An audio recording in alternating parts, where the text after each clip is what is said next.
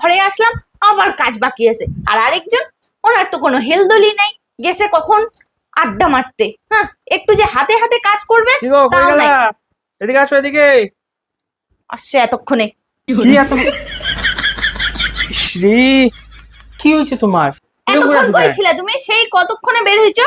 খালি সারাদিন আড্ডা মারা না, আর আমি বাড়িতে এদিকে কাজ করে করে মরে যাচ্ছি একেবারে। তো আমি কি করব? তুমি কাজ করতেছো। তুমি কি করবা মানে? একটু তো হাতে হাতে সাহায্যও করতে পারো।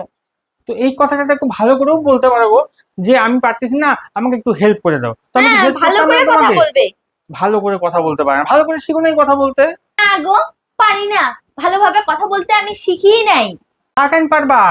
সেলফি তোলার সময় তো ফিল্টার দিয়ে সেলফি তুলতে পারি, কিন্তু কথা বলার সময় তো আর ফিল্টার লাগাইতে পারি না যে ভালোভাবে কথা বলবো তোমার সাথে।